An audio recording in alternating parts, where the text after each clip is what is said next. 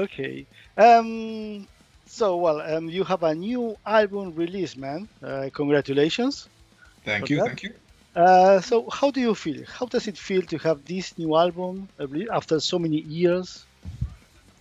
It feels really good because, obviously it's been 8 years since Skull came out.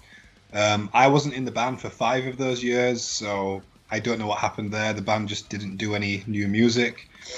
But it's really good to get back into it, and we decided to go a more aggressive approach. And your T-shirt is actually one of my favorite thing. Old Sepultura is a big deal for me. So we just wanted to go down that more aggressive, like slightly death metal route. A bit more in your face kind of thrash. So it was on purpose because yes, the album sounds really violent, aggressive, fast. It was on purpose that you wanted to go on that direction. Yeah, because it's been so long, 8 years, we decided we had to come back with, a bang. It had to be really, really aggressive, and we just wanted to make people sit up and, take notice again, and just let people know that Evile are back. So that's why it's so aggressive. So let's go, if you don't mind, let's go back again. Some years ago, you decided in 2018 to be back in the band, as you said before. What things did make you take that decision to be back in the band? Well, the reasons I left in 2013 were because Evile was pretty much, it was my job. I didn't have a normal job. I wrote music, I toured. And that's okay when you're 18, and you live at your parents' house. But when you get a bit older, you've got bills and everything, and it just became unrealistic, really. And for me rejoining, I was speaking to Matt, and I'd accepted by then that being in a metal band kind of has to be a hobby these days. It has to be on the side of your main work. So because I was a lot more okay with that this time, I thought, yeah, why not? Let's do it again. Let's have some fun and not put as much pressure on us this time. So we were really, really, really working hard the first time around. But this time around, we're going to do it when we can do it and do it as well as we can, Do you remember which were the first songs that you were creating after when you come back? The first song was Gore. Track 2, yeah. That's the first couple of riffs that I wrote. We tried them in the rehearsal room, and we thought, yeah, this is the kind of thing we need to be doing. Yeah. And what did you feel when you started rehearsing again and composing? It was great. It was like I'd never left in a way. It was just like riding a bike. You just get back on it and you remember how, So it was great to be back with the guys. Obviously, Matt eventually left, but it's still great. It's still a really good vibe in the band. It's great. Was that a surprise that he left? No, not really. So we kind of finished the music of the album in mid 2019. Then it was down to Matt to write the vocals and the lyrics, but we waited and waited, I think maybe a year, waiting for vocals and lyrics, and they just never came.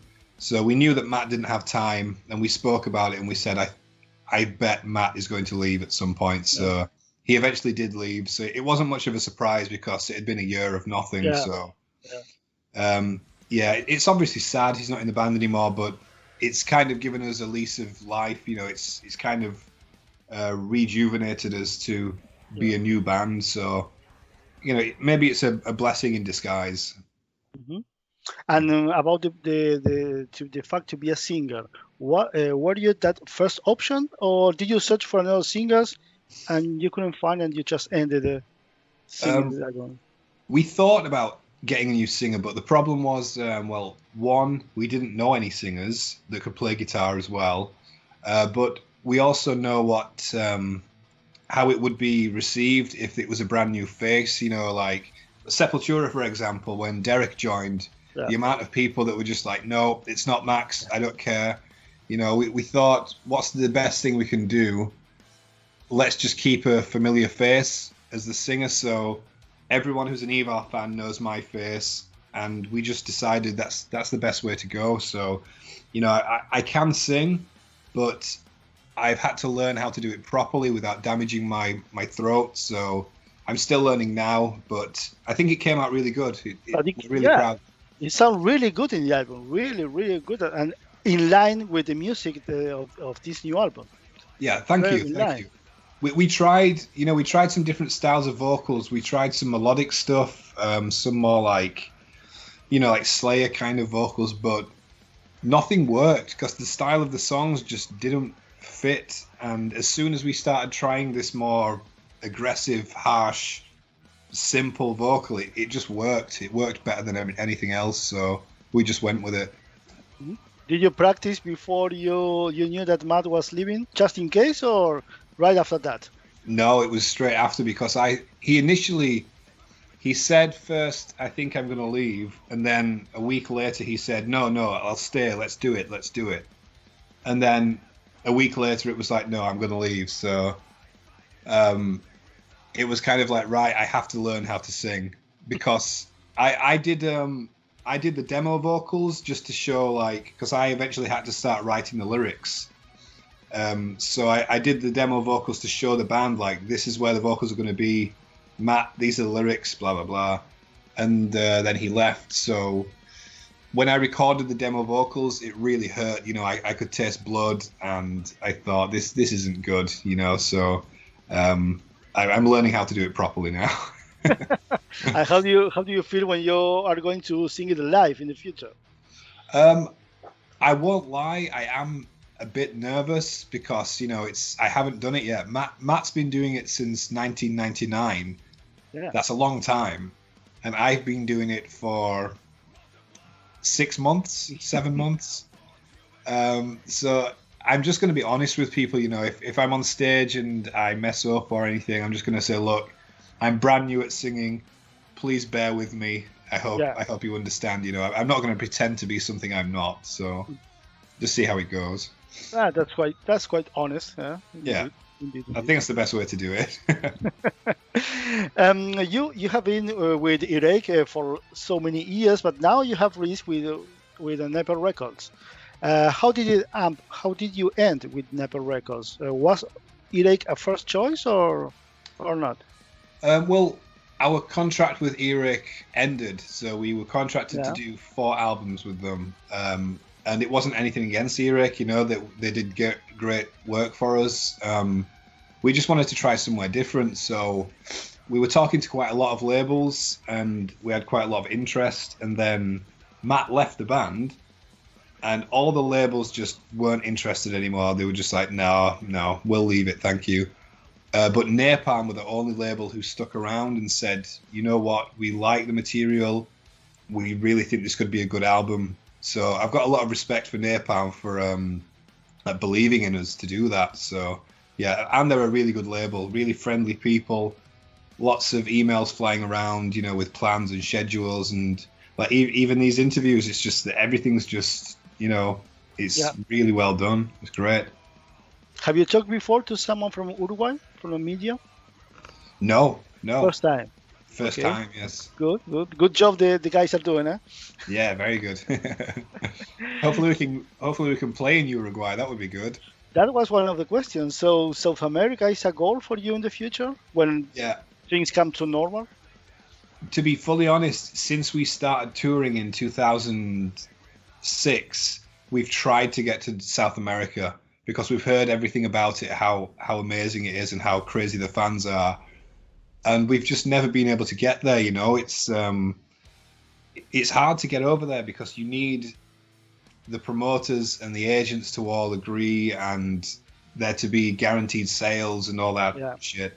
But hopefully, if this album does well enough, we can get over there. We really need to get over there. Hopefully, man. Hopefully. Yeah, fingers crossed. Fingers crossed, exactly.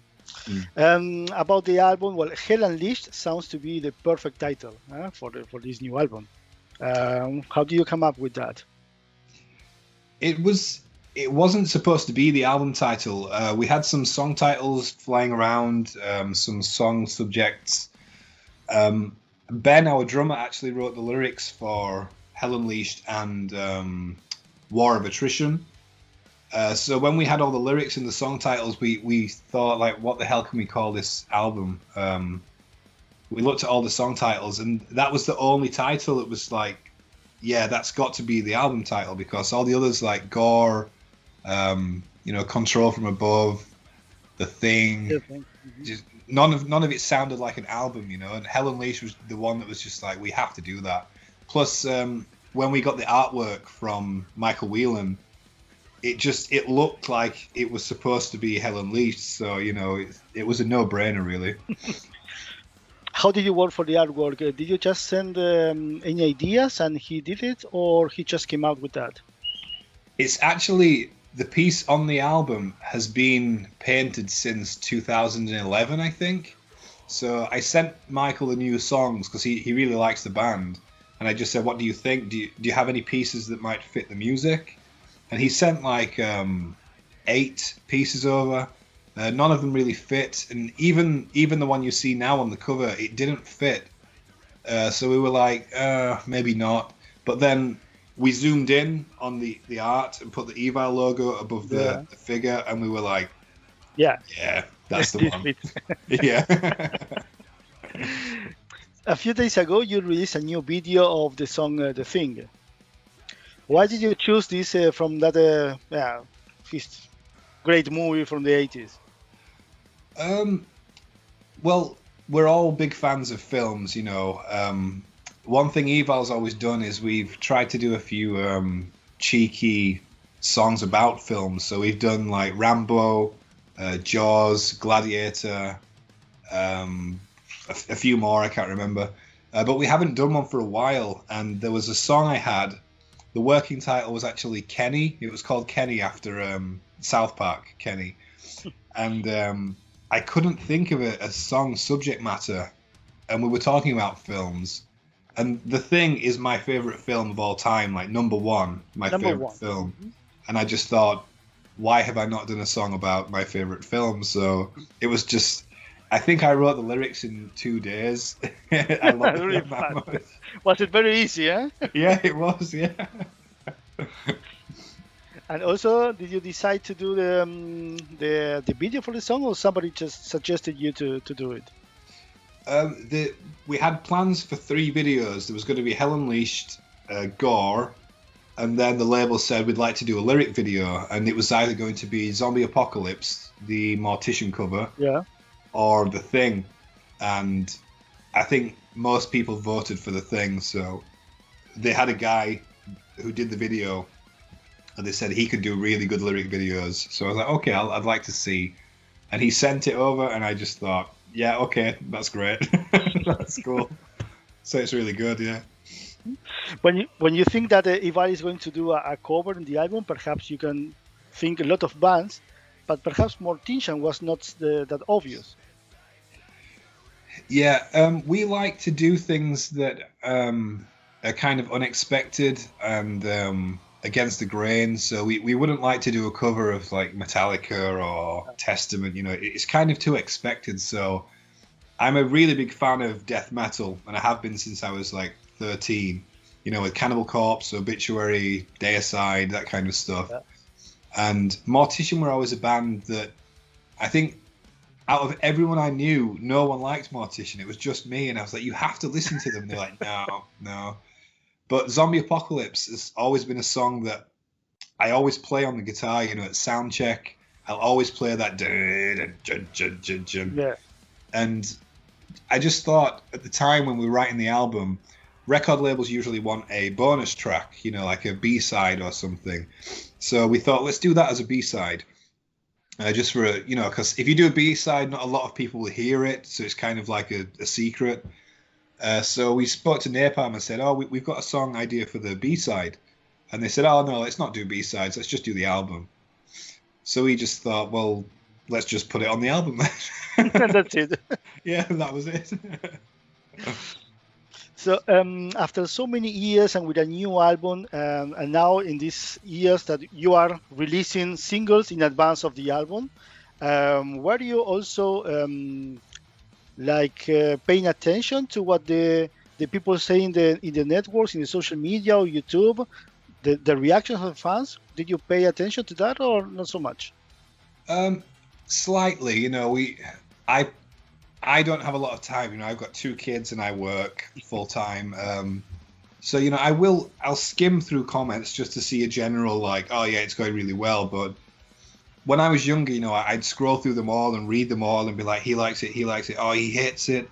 And I learned that the more I read them, the less I concentrate on the positive ones and the more I concentrate on the negative ones. And I just think that's stupid. You know, I try and not think of either of them, because if you start needing the positive comments, the negative ones will affect you more. So, you know, the music is what it is, and we're not going to apologize for it or explain ourselves. The music speaks for itself. If people like it, that's great, and if they don't, they're free to not like it.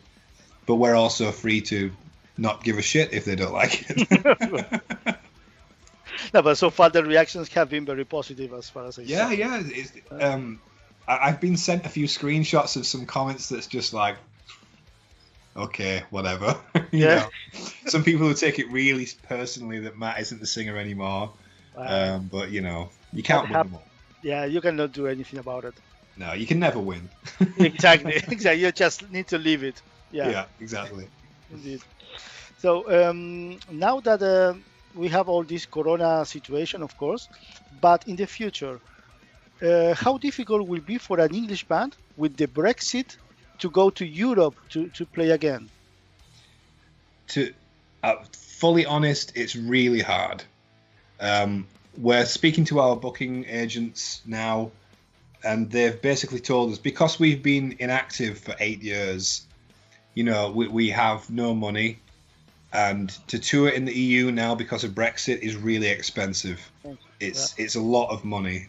So to be fully honest, we can't afford to tour in the EU yet. We're really hoping the rules change. You know, maybe the EU will allow us to go there. You know, musicians, like, forget England, forget what they think and their rules. Just let musicians in. That would be great. Like a 30-day period for each territory. I don't know. But we're just waiting to see, because it's just a mess. Yeah. I don't really comment on politics, but I will comment on politics if it's to do with music.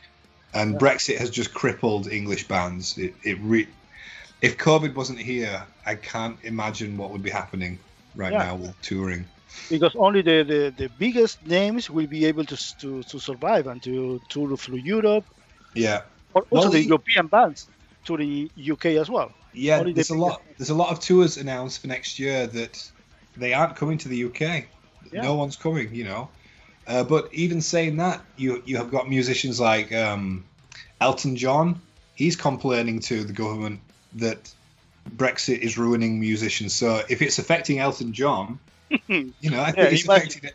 You know, he's pretty big. Yeah, kind of big, yes. Yeah. Oh well, we'll just see. We'll have to see. Mm-hmm. How did you find Adam, the new guitar player? We already knew Adam. He plays in a band called Riptide, who are from Huddersfield, which is where Evile's from. Our drummer Ben is good friends with him. Ben knows him a lot more than me and Joel do. But when it came to picking someone, we struggled because we didn't know anyone. Because, you know, we're getting older now and we don't have the time to get someone in who has to learn all the songs. We have to get to know them. We have to see if we like them. And it's a really long process. So we thought, we don't know anyone like that. But then Ben pointed out, well, let's try Adam. And I did think of Adam because he's good, but I thought he's in Riptide, he won't want to do it. But he's a big Evile fan, and he has been since he was about 11. So I rang him up, I asked him, and he actually said, can I call you back in 5 minutes? Because he just 5 minutes. He was a bit shocked. He was like, I don't know what to do. But then he called back and said, yeah, of course I will. So it's really good because we know him. He's a nice guy and he's really good on guitar. So it ticked all 3 boxes, you know. It was great. You were one of the bands that were called like one of the bands of the revival of the thrash metal in the the beginning of the century. How do you see thrash metal nowadays and all those bands that were coming in the beginning of the century? How do you see that the movement? Well, I think thrash is doing great. You know, I've been out of the scene for a long time, but coming back to it, you know, you have like Havoc, Warbringer, and all those bands that are really, really good. I remember before we even started, well, when we started in 2003 or something, we'd play gigs and everyone would say, like, why are you playing thrash? No one listens to thrash anymore. It's dead. It's stupid. And then, you know, things started rolling, and then we'd play those same gigs, and then those same people would be like, yeah, thrash is great, isn't it? Like, okay. You didn't say that a year ago, but okay. But yeah, it's grown since then. You know, it went from thrash isn't cool anymore to thrash is back, and now thrash is just there. It's you know, it's noticed again. And I don't think thrash ever went away. You know, people were still playing like Destruction and bands like that was still thrash. It's just no magazines were covering it, so now they are. I think it's really good, and you know, I'm really happy with the way thrash is going at the moment. Even UK, thrash is in a good moment? It's doing good. Like, I obviously haven't toured yet because since I joined, COVID happened and all that shit. But there's bands like Shrapnel, there's Gamma Bomb, there's loads of bands. So I can't wait to get back out there and just get a feel for the scene again, because I think it's really strong. You mentioned earlier before the song Gore. That was the first that you composed. How do you come up to the idea to have the US actor Brian Paulsen in the song? Who came up with that idea? Well, it was back in 2010, I think. Someone messaged me with a picture of it was a TV show called Sarah Silverman Show in America. She's a comedian. She's really funny. Brian was wearing an EVILE shirt on the TV, and I was like, holy shit, wow, okay. So I emailed him just saying, you know, I had no idea you like EVILE, because I knew him from like The Big Bang Theory and all these other sitcoms and stuff. And we got talking, and he actually did backing vocals on Cult off our third album. He just like shouted Cult like 20 times, and then we mixed it into the song.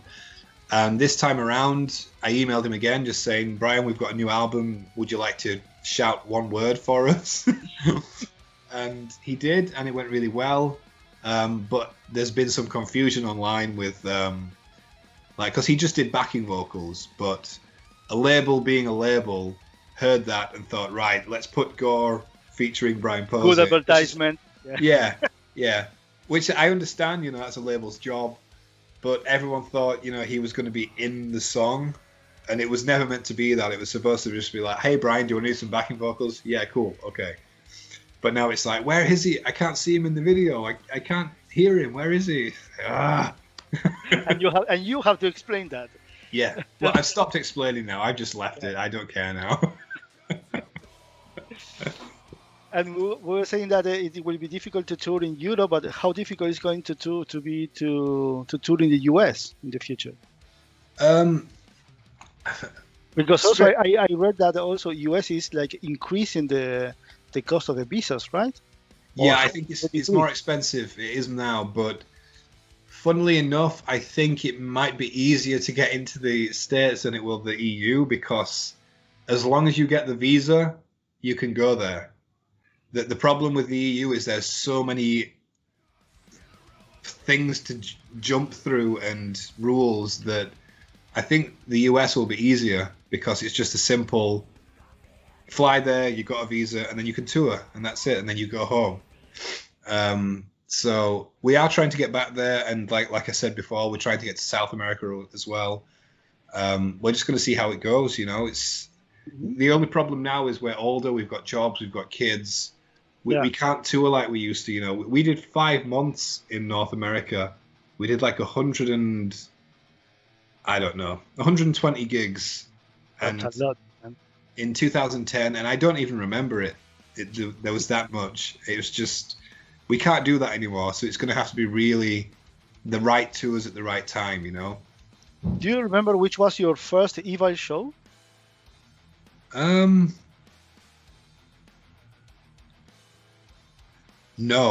No. I remember we started as a Metallica covers band. We were called Metal Militia, and our first gig was in the UK in Halifax. It was a venue called the Peace Hall, I think. No, the Ukrainian Club, and it was really funny because it was the first gig we played, and it was this kind of thing where college students have a night out, like through college.